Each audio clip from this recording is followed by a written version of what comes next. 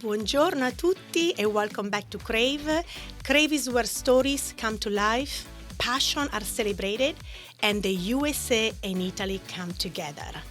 Since March is a Women History Month, we have something special for you. Serena Perfetto, board president of BAIA Business Association Italy America, join us with an excited event update. We will also explore the beauty of the Italian language with L'Angolo della Lingua Italiana, featured by Vania.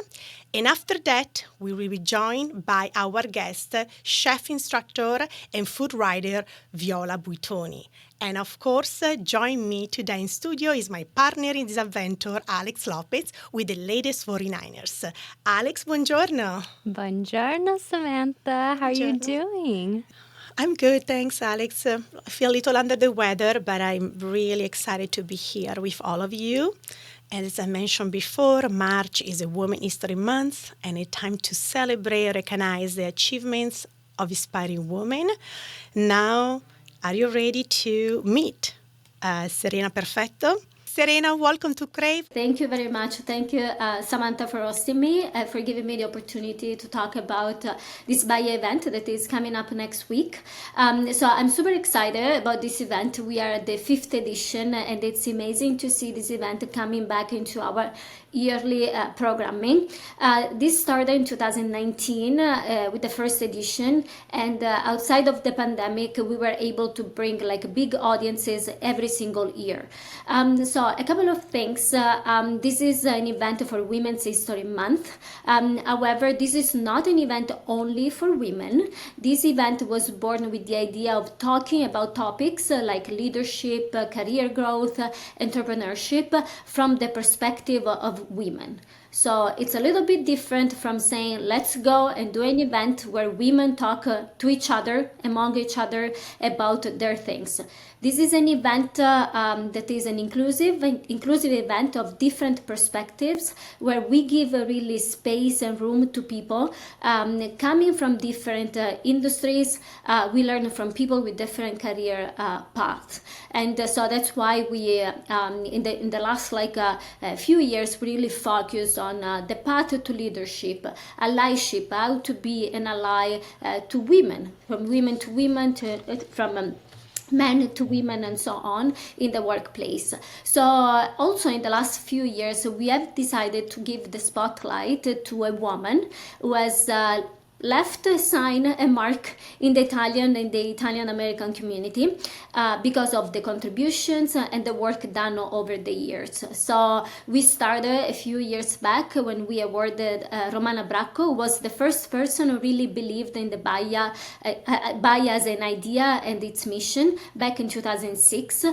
We gave it to Amelia Antonucci, who has been a great supporter and ally of our community over the years. And last year we awarded Valentina Imbeni, who is the chief of La Piccola Scuola, and this year we'll also recognize the work of Vitalba Gammicchia, who is the commercial attaché at the Italian Consulate. So she has become a pillar of the Italian community and the BAIA community. So overall, I'm super excited because again, the response that we had for the community has been great, remarkable over the years. I know that, I'm so happy that, Samantha, you will be there and be part of this moment of joy, celebration. I'm sure the panelists are great. They come from again different industries, and this year around we have very much decided to focus on how you can change career, but also a little bit what you do, right? How you tell the story about yourself, how do you find the voice to tell the story of who you are, both in the work environment but also outside. So it is a moment of learning, a moment of celebration, and I really look forward to next week. Great, thank you. So the event is on March 12th, it's a Wednesday. It's happening in the heart of North Beach of the Italian district, so at the SFIAC, Italian Athletic Club. So it starts at 6 with we open the doors at 6, we go on until 8:30. So the full agenda is on our website. We will have opening remarks, a lot of food, and a moment again to learn and listen from our panelists. So again, be there. It's gonna be a great evening for everybody. And Serena, before we wrap up everything, where can our listener learn more about BAIA and their coming event? Yes, it's baianetwork.org. We are a non-profit, and it's only volunteers like spending their time for to organize all these events. So the website and the newsletter are the most the sources where you want to go and check like all the updates from our organizations. So yeah, baianetwork.org. Thank you so much, Serena. Thank you. And now it's time for the Italian language spotlight. Join Vania for l'angolo della lingua italiana, where she takes us through the beauty of the Italian language. Vania, a te la parola. Buongiorno Samantha, buongiorno Alex. Ok, bentornati all'angolo della lingua, benvenuti a questo momento di italiano. Ogni giorno, ogni puntata troviamo una parola nuova da imparare.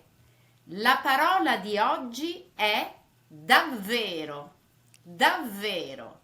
Davvero means really, for real, indeed. Tanti modi per dire questa parola. Per esempio, un gelato è buono, è davvero buono. L'Italia è bella, sì, l'Italia è davvero bella. Altro esempio, another example. I won the lottery. Davvero? For real? Really? Che fortuna! Davvero lo possiamo usare continuamente. Like in English, every time you want to say really, you can say davvero. So, davvero sono felice di essere qui. Oggi è davvero una bella giornata. Today is really a beautiful day. Davvero. Go out and use the word davvero anytime you want. Okay? And for today we are done. So see you next time. Ciao ciao. Ciao, grazie Vania. Ciao. This episode of Crave is proudly brought to you in partnership with the Consul General of Italy and the Italian Culture Institute of San Francisco. Their support allowed us to celebrate and share Italian culture, language, and innovation with a wider audience. Grazie mille. For more information and upcoming events, visit their website at the link below. Chef instructor and food writer Viola Buitoni is back. Today, she's bringing us a delicious twist of the Roman classic, pasta carbonara with asparagus. Let's dive and see how it's made. Ciao Viola, welcome back to Crave. Oh, it's my pleasure to be here once again. Ok, passo la parola a te. Cosa ci prepari oggi? Today's dish is going to be a Easter spring inspired dish by some wild asparagus that I foraged with my niece when I was in Tuscany. I just got back last night. She wanted carbonara. I had asparagus, and so decided that instead of using the usual guanciale, I would make carbonara with asparagus. And it was quite the hit. It's a great vegetarian dish for your Easter table. And also, carbonara that is made with vegetables rather than guanciale is not a new invention. It's actually something which is very common in the Roman Jewish ghetto, where obviously guanciale was not a welcome addition to any dish. I'm ready. Let's go. So I already did a little bit of prepping. As you know, I'm in the habit of putting things in the order of appearance. So our first appearance is going to be a little bit of olive oil. Maybe a couple of tablespoons. I'm going to stand by the stove. I'm not going anywhere. What I'm waiting for is the fragrance to waft up to me. I'm not going to bend over the stove. Standing is the key word here. And the other things that I have ready are asparagus, which I've already cut up in little wheels. I've left the tips whole because those are quite tender and they're pretty and they cook a little bit faster. So if they were very small, I would get super mushy tips and not very well cooked wheels of the stem. And I also have some chives, and I should say, and you love this, I actually even forage for the chives in my niece's father's garden. There are like all sorts of things that one can eat. So I got not just wild asparagus, but wild chives in Tuscany. So I'm going to put in the asparagus and the chives into my olive oil and stir them a little bit. Give them some salt, some sea salt. That's about a teaspoon. And I'm going to let them do their thing, which is I want them to get tender. So I want them to get tender, but stay green. I'm also adding the tip. Once I start seeing a little bit of gloss of the olive oil yumminess around the asparagus, I can also go ahead and put in the pasta. This is all going to come together very quickly. So I have some boiling water. I'm going to turn it up. I'm going to salt it. I have some crystal salt that I'm using, and I have 3/4 of water. For 3/4 of water, I'm going to put in a tablespoon and a half, which means half a tablespoon per quart of water. This can be done with whatever you want, but I'm using orecchiette today. It is what is in my pantry, and it is one of my favorite shapes of pasta. And I love the way that the taste up against the asparagus. So I'm going to be on medium on the asparagus, swirl it a little bit, make sure it's not burning. I'm also going to quickly stir the pasta. You know, when you put the pasta in the boiling water, all of a sudden the water stops boiling, right? Because you made it cold. So I'm going to cover it and I'm going to wait for it to come back to the boil. So this is all happening together. My asparagus are on medium. My pasta right now is all the way high because I'm waiting for the water to come back to a boil. And I'm making sure my asparagus is not burning. And I can see the steam coming out, which means my water is boiling again. I want to keep a boil, but not a crazy boil, more of like a nice boil, like a lighter, gentle boil. And so that's what I'll do. Now I can leave it uncovered, and while the pasta is doing its thing, the asparagus is going to be doing its thing. Now the asparagus is getting a little burnt on the side, if you can see that. So I'm going to add just a little bit of water. And you know where I have water? Right here. I don't even need to go anywhere.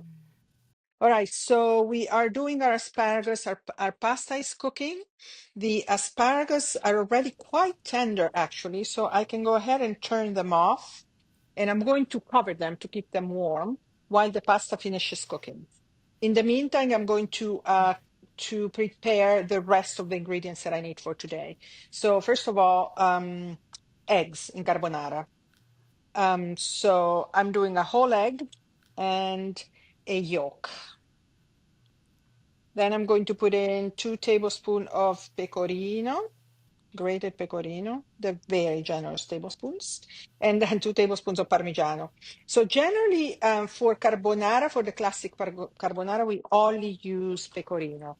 I'm going to make a cream with the egg and the cheese. I'm also going to dress it very abundantly with black pepper. And black pepper is another staple of carbonara. So I'm putting like 2 super generous pinches. And now the only thing I have to do is wait for the pasta to be cooked. And what I want to do is I want to set a timer for 2 minutes, shy of whatever the suggested time is. With orecchiette is generally about 10, 12 minutes. So I am going to set a timer. I set a timer at about 8 minutes. And then I'm going to finish cooking it in the pot with the asparagus so that the sauce really kind of like coats the pasta very well, and the asparagus flavor really kind of gets into the fibers of the pasta. One thing while the pasta is cooking, let's look at asparagus. Can you see that I have some asparagus here? I want to show you something about asparagus that's super interesting. So asparagus, you know, we all know we have to snap off, for the most part, a little bit of the end, which tends to be a little fibrous and a little hard, a little dry. Not always, but most of the time we do have to get a little bit off. So I always see people do this. This is like a huge waste. You're wasting so much of the asparagus here. So I have a technique that I use because food is very intelligent and asparagus is particularly intelligent. It kind of knows what it needs. So what I do is I grab the asparagus from the head with my left hand, which is my dominant hand, and then I kind of run my finger, by two other finger, thumb and index finger along the stem. And I close my eyes, because if I don't close my eyes, I'm looking at the color of the asparagus. And I'm not looking for the color. What I'm looking for is the place where the asparagus will bend just a little bit more. And that's where I snap it. Okay. So now I have this part that is snapped again. I go down, and this is where it bends a little more, and it snaps very easily. You don't have to force it at all. So now I end up with all these little pieces of asparagus, which are full of flavor. So what can I do with them? I mean, my big thing is I usually smash them up and put them in a stock or make a risotto with it, make a soup. So don't throw them out.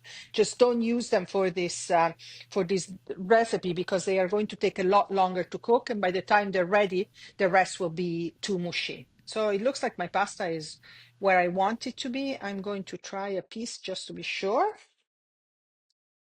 Yeah. All right. Turning the pasta off and turning the sauce back on.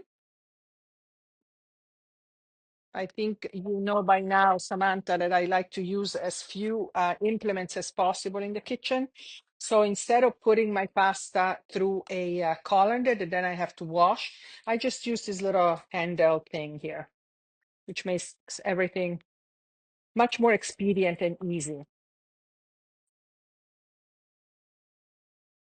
So one of the big issues we have with carbonara very often, that my child is a huge fan of carbonara, and it says most carbonara looks and tastes like scrambled eggs. So we are going to put a little bit of care in the way that we put the eggs in, has to not to get the scrambled egg effect. So the pasta does need to cook a little while longer, because if you remember, I gave it 2 minutes shy of what I was told by the package. So I'm putting in, this is probably about, about half a cup of water. And I am like swirling the pasta, and I'm tossing it. I'm making it jump and just letting it absorb that water. Why do I use the water of the pasta? First of all, it's got all the flavor of the pasta. It's perfectly salted. Also, it has starch. And starch is the matchmaker between the fat and the water, right? We always say, oh, water and oil don't mix. Well, they don't unless starch is around. And if the starch is around, they kind of come together around the pasta into like a beautiful netty gossamer that makes the pasta feel creamy, even though we are not going to be using any cream or any butter. It's almost there. You can see how glossy it is. This looks delicious. It smells amazing. Take my word.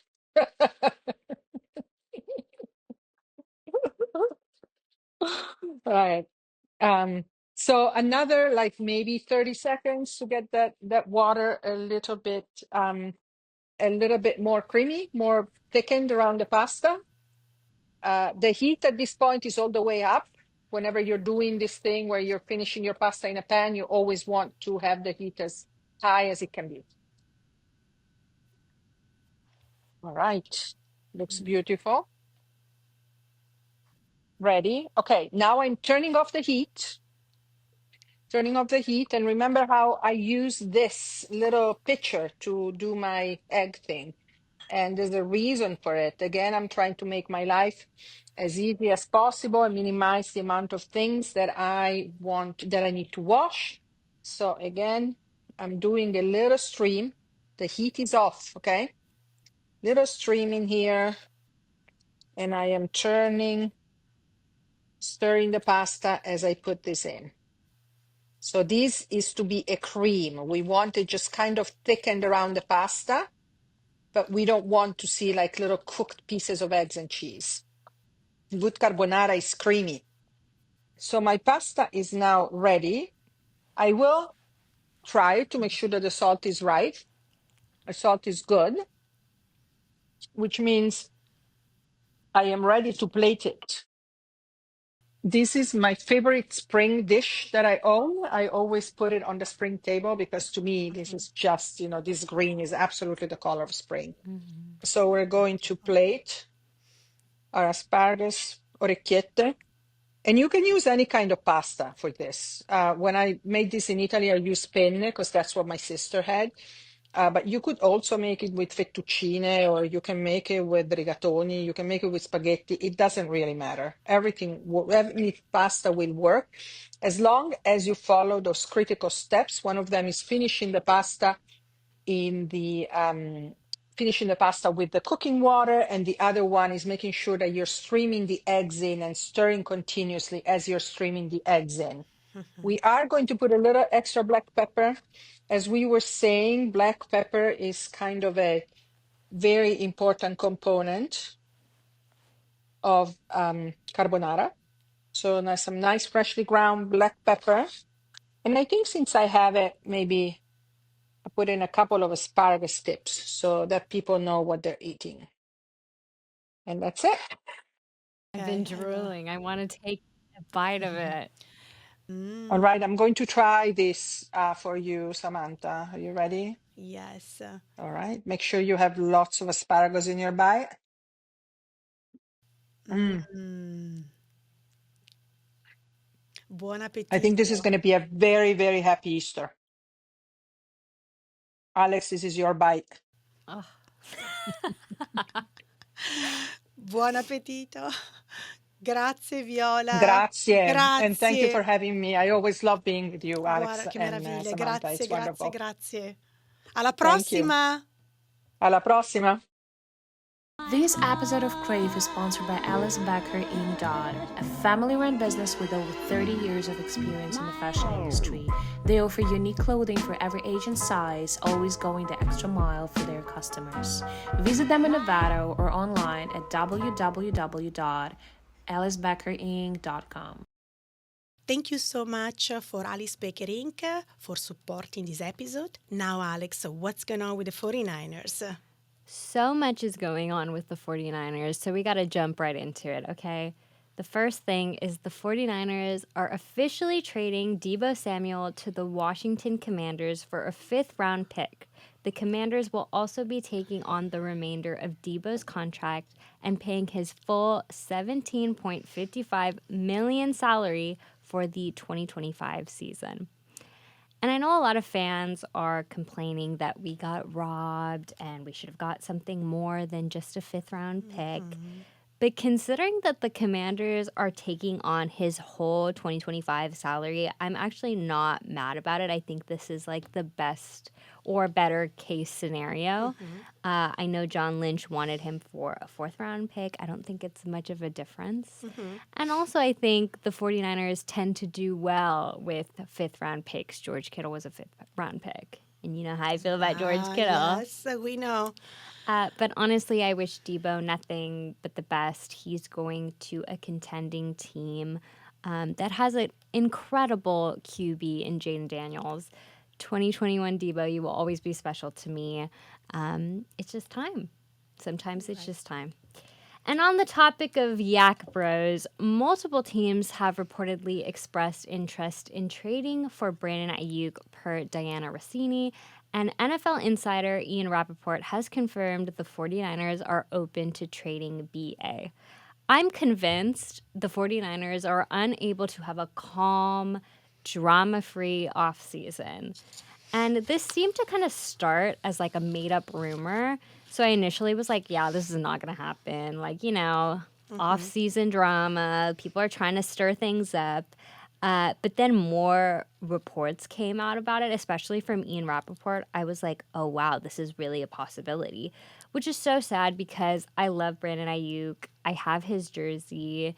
And I loved the connection that he had with Purdy, especially in the 2023 season. So this does kind of make me raise my eyebrows or question what's really going on with his ACL and MCL recovery process. We'll just have to wait and see what happens, of course. I'll keep everyone updated as things unfold. In other 49ers news, they have also announced coaching staff changes, including that Mick Lombardi will replace QB coach Brian Griese. And while he's said to have stopped coaching on his own and left gracefully, I'm actually really sad about it because he was one of the coaches that really saw potential in Purdy from the very beginning. So it's just very bittersweet, but hopefully the transition will be very smooth for Purdy. And also, Clay Kubiak is being promoted to offensive coordinator, and Jake Lynch, John Lynch's son, was hired as the defensive quality control coach. Congratulations, by the way. And I know people have certain opinions on Jake being hired, but he's a former linebacker at Stanford, and most recently he served as a defensive graduate assistant at the University of Washington. So I think he's pretty qualified, and not to mention, like, these hires have kind of been around in football for as long as the sport has existed. You know what I mean? So it's not a big deal. I've just got to say, everything the Niners have done so far in the offseason has kind of shown me that they're not messing around. The only thing they have not done that I would like them to do is get rid of Jake Moody. But I suspect there will be a kicker competition at some point before the season starts. And finally, like I mentioned last week, John Lynch shared a lot of updates at the 2025 NFL Combine, a lot that we already knew about the Niners kind of having contract extension talks with Brock Purdy. But also, he shared that the team and George Kittle's reps have had some talks on an extension, and they want him to retire as a Niner. I know we have other things that we need to take care of. I understand. But I need them to get this done as soon as possible, because you know better than anybody that I want him to be a Niner for life. I know. So like you mentioned, the 49er trade Deebo for just a fifth-round pick. But with Washington taking on his full salary, do you think this was a right move or was a bad deal? I think where we're at right now, I think it was a good deal. Who knows how he's going to be in Washington? We may look back on this and be like, oh, gosh. But for right now, I think it was a good move. I truly do think that it was just time.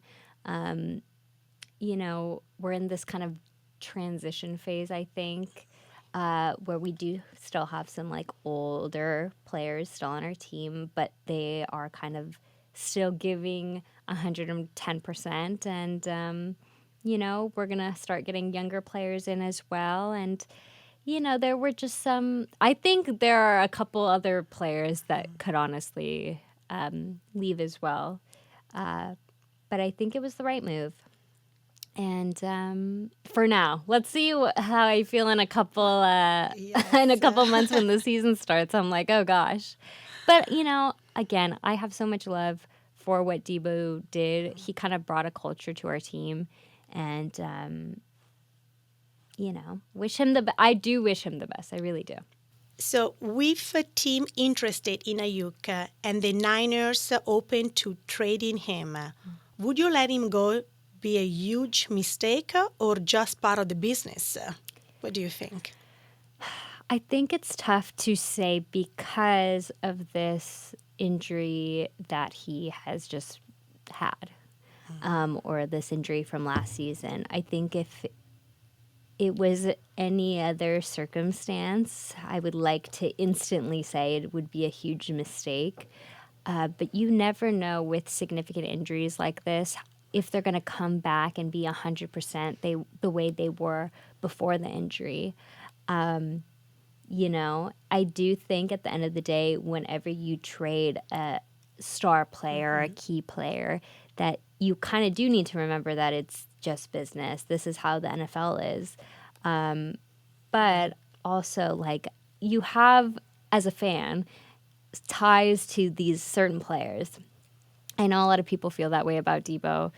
I would definitely feel that way about Aiyuk. It's really tough to say right now.